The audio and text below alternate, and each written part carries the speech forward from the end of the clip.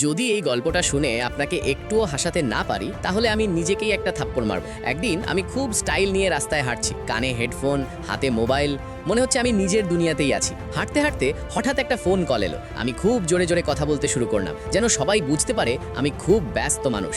আমি বলছি, হ্যাঁ হ্যাঁ, ডিলটা কাল ফাইনাল করে দিও। না না, কমে হবে না। পাশ দিয়ে যাওয়া লোকজন আমার দিকে তাকাচ্ছে। আমি আরও জোরে কথা বলছি। হঠাৎ পিছন থেকে এক লোক কাঁধে হাত রেখে বলল, ভাই এত জোরে বলার দরকার নেই, আপনার ফোনটা তো লকই আছে। আমি নিচে তাকিয়ে দেখি সত্যি স্ক্রিন অফ। আমি তাড়াতাড়ি ফোনটা কানে ধরে এমন ভান করলাম যেন ব্লুটুথে কথা বলছি।